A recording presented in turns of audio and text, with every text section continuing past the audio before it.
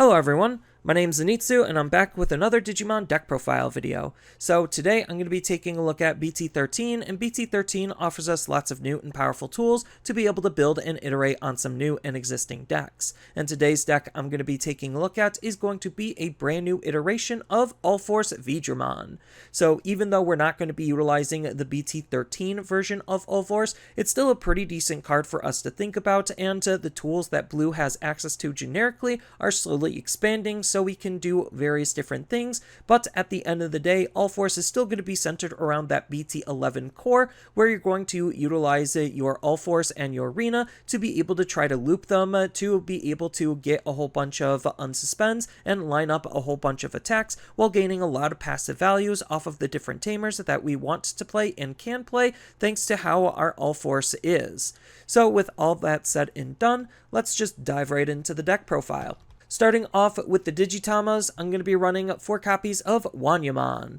So Wanyamon is the best Digitama for this deck because it's interacting with the fact that we already want to be utilizing our tamers, and it's going to be rewarding us when we're attacking with some pretty decent card draw. But the Digitama slot is kind of a tech or flex spot and can realistically be whatever you want. It's just that a lot of the time I prefer utilizing the draw for the extra consistency.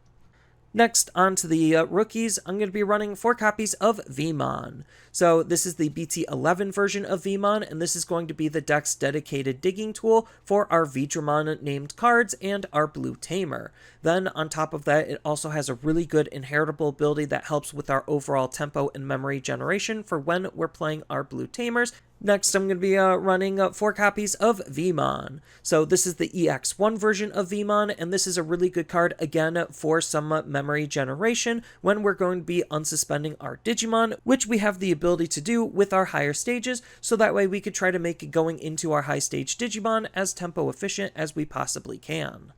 And then the last rookie of the deck is kind of a tech or flex spot, and it could really be whatever you feel like you want it to be, but I'm going to be using 4 copies of the starter deck Veemon, mostly because of that warp ability, which is really good in this meta to be able to try to respond to threats that the opponent might have, especially in the Royal Knights matchup. Then on top of that, it has a really good inheritable ability, more so for the early stages of the game when we have less cards in our hand and we're still trying to build up, where it's going to be helping us draw some cards as long as we have 7 or fewer cards in our hand. Next, on to the champions, I'm going to be running 4 copies of Veedramon. So this is the BT11 version of Veedramon, and this is pretty okay for some nice passive card draw, especially if we're trying to build our secondary stack and we want to try to use our tamers to cycle through our deck to try to have some extra consistency. But the main appeal of this card is that inheritable ability that we saw with our BT11 Veemon, where it's just helping us with our memory generation when we play our blue tamers.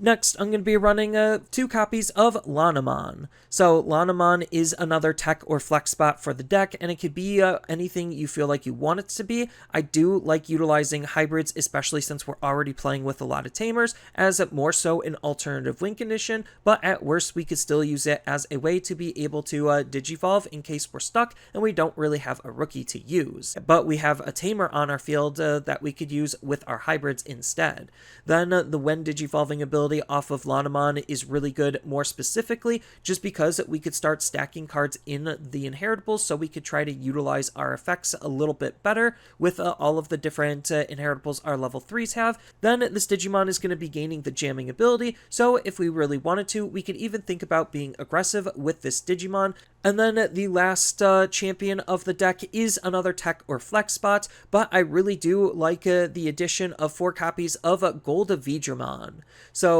we are running an all Veemon lineup, so digivolving into this card is really efficient off of our Veemons only for 2. But what we're really trying to gain out of this card is the fact that it does have Armor Purge, so that way we can be aggressive with our low-level Digimon while being able to try to keep and maintain a body on the field. Then on top of that, it also has a nice Wind Digivolving ability to try to help DP reduce some of the opponent's Digimon, which is really good at trying to snipe some level 3 Digimon. Then if we have a blue or yellow tamer in play, so it's already playing with the fact that we want to be playing tamers, or if we have a card with armor form in its traits in our trash, then one of the opponent's Digimon with 6000 DP or less can't attack or block until the end of the opponent's turn, also acting as a good stun lock to be able to reduce the amount of offensive or defensive capabilities that the opponent could be playing with, while also being a Veedramon by name to help synergize with our name-based synergies.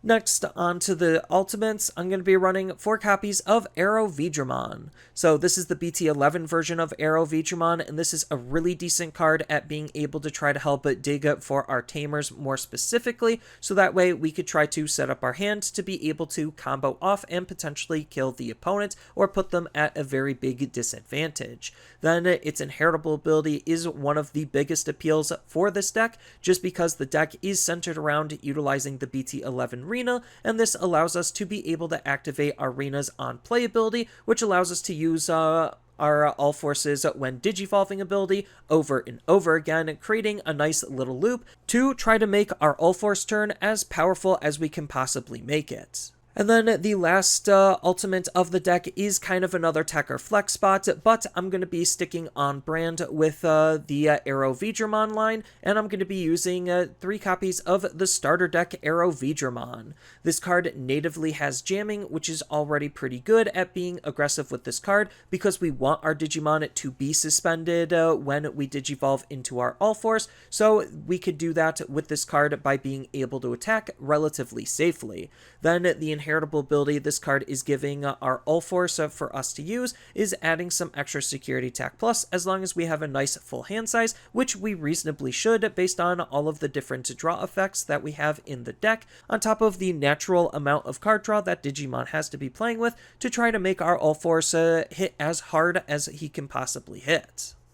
And speaking of our Ulforce, next I'm going to be running 4 copies of the BT11 UlforceVeedramon. So this is the main level 6 of the deck because of how powerful this card is. So when we Digivolve up into it, we get to play a blue tamer from our hand for free, which is really powerful because that feeds into a secondary ability where during your turn, not limited to once per turn, when we play a blue tamer, we get to unsuspend this Digimon. So every time we're going to be playing a blue tamer, we could get a free unsuspend, so we could be as aggressive as we want with how we can utilize our Ulforce and our tamers. And because he's already setting up a tamer for free, that's why we want our level 5 to be suspended going into him, so that way we could optimize the value that we could get with our Ulforce. Then on top of that, he even has some nice built-in control where during your turn, once per turn, when this Digimon becomes unsuspended, we get to return one of the opponent's level 3 or lower Digimon back into their hand, and then increase the level by 1 in which this card is going to be targeting for every blue tamer we have in play. So the more blue tamers we have, the stronger of a Digimon we're going to be able to bounce with this type of ability for some really solid levels of control.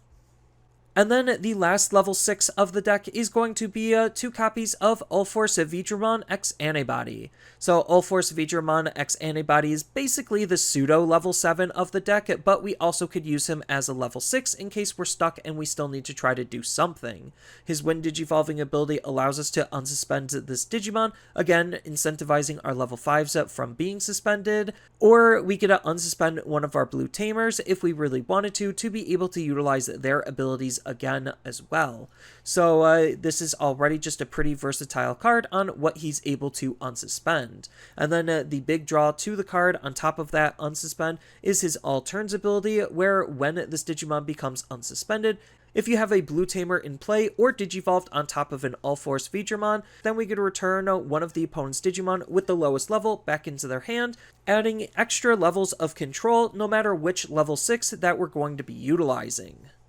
And then as far as the tamers go, because we are a tamer-centric deck, we're going to be running a decent variety of tamers for us to try to take advantage of. So I'm going to be running 3 copies of the BT3 Davis, not only to act as the deck's memory setter to try to help make our plays as efficient as we possibly can, always being at 3 memory to start with, but it's also going to be a really good consistency tool to try to help dig out our Digimon. Next, I'm going to be running 2 copies of Sora and Joe. So Sora and Joe is a pretty decent card because it's an extra way for us to potentially gain a decent amount of memory, so we have more potential playlines available to us for the different levels of memory that we could be playing around with. The opponent just needs to have a Digimon without Digivolution sources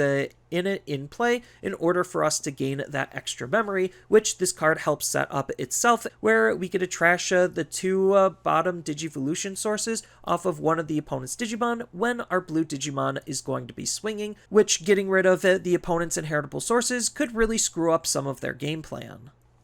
And then as far as the main tamer of the deck and the tamer we want to see, especially in combination with our Ulforce, I'm going to be running 4 copies of Rina. So this is the BT11 secret rare version of the card, and this card is kind of mandatory if you want to play this deck at a high competitive level, because there is nothing else that's doing what Rina is doing. So she has a nice on-play ability to be able to give one of our Veemons or Veedramons the blocker and evade ability. So this could work with a lot of different cards in our deck to be able to have some built-in protection and have some good defensive capabilities. Then on top of that, her All Turns ability states that when one of our Digimon with Veedramon in its name becomes suspended, then we get to suspend this tamer to activate that Digimon's when Digivolving ability. So we could try to utilize our when Digivolving abilities over and over again and utilize them to greater levels of effectiveness. Then, on top of that, she even has a nice third ability to help with some decent passive memory generation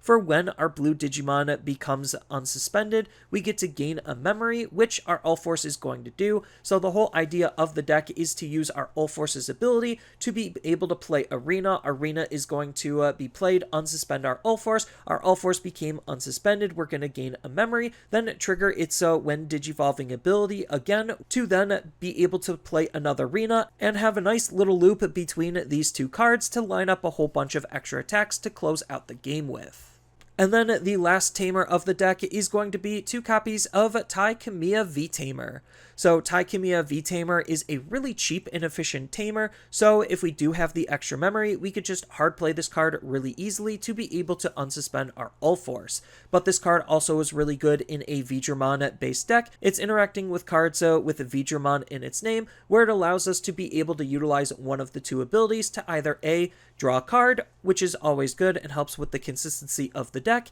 and B, be able to gain an extra 1000 DP to try to make our Digimon as aggressive as we can make them.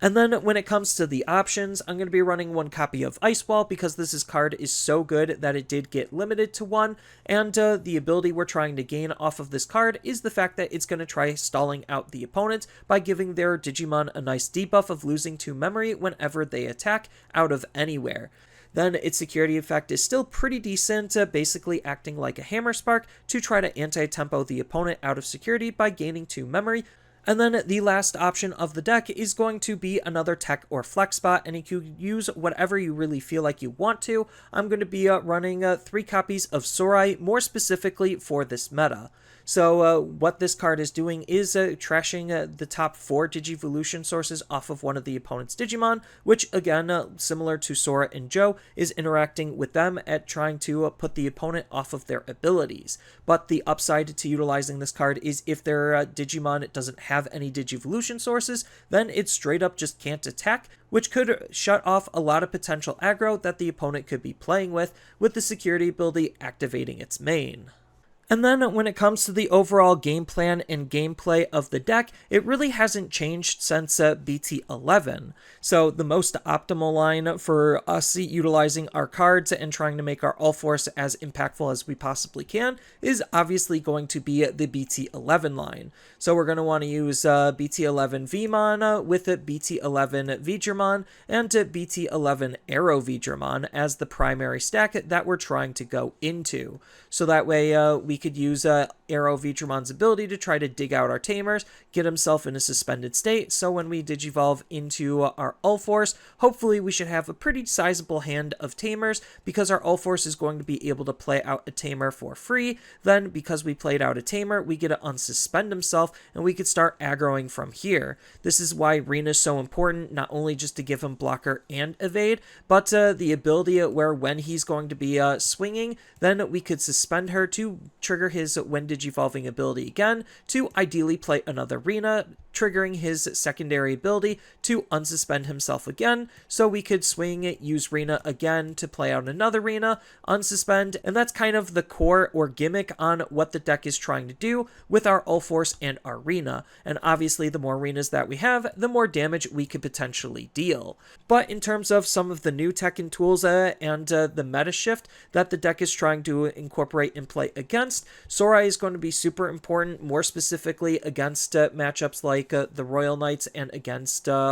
Shine Greymon, to be able to stop Marcus and, well, the big Omnimon turn, because they're going to be Digimon that won't have Digivolution sources in them, while also potentially stripping inheritable sources off of some of their Digimon, like their big Shine Greymon, to make their cards as inefficient as we can possibly make them. Then Sora and Joe is going to take advantage of those types of situations, where we know they're going to have Digimon in play that don't have inheritable sources, so this is just helping us gain some extra memory, while also still having a way to be able to trash and pick apart their inheritable sources still. So that's kind of like the tech choices in terms of the tamer and the option. Then some cute other tech choices that go into this deck is actually going to be utilizing the Gold Veedramon. Not only is he a Veedramon card to be used and synergized with our other Veedramon-based synergies, like being another search target off of Veemon and interacting with our Taichi V-Tamer, but the best card that we want to actually utilize him with is going to be the starter deck at Veemon, so we can start being as aggressive as we possibly can really early, so that way we could try to put decent amount of pressure onto the opponent, and then when the Gold Veedramon dies, after he does something like swing into the opponent's security, especially against Royal Knights, he is probably going to die, then he basically armor purges it back into a suspended Veemon, so that way we could use the Veemon's warp ability if they have a Mega in the field to be able to digivolve right away into an Ulforce to be able to get the train going super quickly and super efficiently. So that's kind of a lot of the new tech and tools that the deck is going to be utilizing, and why I decided to use these cards to tech into the deck.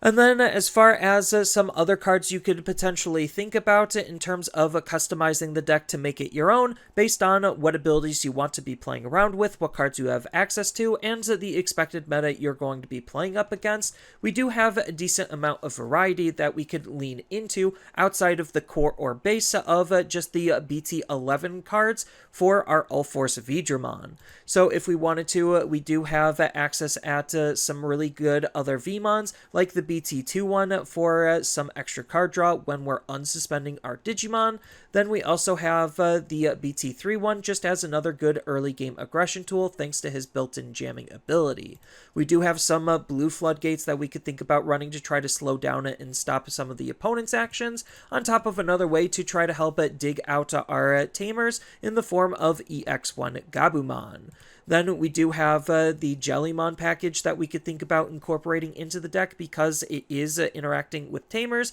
and some of the new Jellymon cards are just really good at helping us draw cards and control the opponent's inheritable sources if that's what you're trying to gain out of the deck. Then we also do have the old EX2 Leomon package with Jerry that we could think about running, just because we could use Ulforce to play the Jerry and have the Jerry play the Leomon, and Leomon alone is already just an obnoxious card because of his on-delete ability and the fact that he's going to most likely have a blocker. Then on top of that, we do have the Zeromaru cards that we could think about running, just as some other really good Veedramon-based cards, and we even do have the starter deck at Veedramon just to try to control the opponent's field. Alternatively, and the when attacking inheritable on this card is not limited to once per turn. Then we also do have AeroVeedramon 0 as another really good level 5 Digimon, just because we could try to be aggressive with this card, and his inheritable ability could help DP boost our Digimon, which which the deck doesn't have a whole lot of ways of DP boosting, on top of the fact that we get to recycle cards from our trash back into our deck. Then we also do have a whole bunch of the other UlforceVeedramons that we can incorporate into the deck, depending on what you, again, would have access to and want to play. So we do have the new BT13 that's doubling down and incentivizing this whole store stripping sub-theme, on top of the fact that we do have the old BT2 one, and we even have the starter deck one, as well as just some other good Ulforces to run. Then we do have some level 7s we could think about running. The best one is obviously going to be BT5 Blitz Omnimon, just because of that Unsuspend and Blitz, to be able to get an extra attack out of nowhere with our level 6 in play. Then we do have a whole bunch of different removal options that we can incorporate into the deck. The newest one being Full Moon Meteor Impact is definitely one of the better removal options to try to bounce the opponent's Digimon back into their hand. And then we do have a whole bunch of other blue utility options that we could think about running, like a whole bunch of plugins, we have some memory boosts, and we even have Hammer Spark, just to list a few examples. Then on top of that, we do have some other tamers we can incorporate, like Rina. If you're on a budget, it's not going to be as good as the old Rina, but it's still a Rina we could think about utilizing. And then we even have Matt and Sora, not only just to have access at a red source, but as an alternative way to be gaining some extra memory and interacting with the fact that we're unsuspending our cards and still trying to bounce the opponent's Digimon back into their hand. So that's all I really have for this video. As always, feel free to tell me your thoughts down in the comments below, and down in the description below are a couple of different ways you could support me and the channel. So I do have a TCG Player affiliate link, so when you use that link to buy cards off of TCG Player, then some of that money will go to supporting me and the channel. I also do make and sell playmats over on Overcard Gamers on Facebook, so when you buy a playmat with my design, then some of that money will also go to help supporting me and the channel. And on top of all of that, I do have a Twitch account over on twitch.tv/Zenitsu, so giving me a follow and a subscription also helps support me there, and I do play Digimon on top of various other games on that platform as well. So thank you everyone for watching, and as always, don't forget to like, share, and subscribe for more content, and I'll see you in the next video.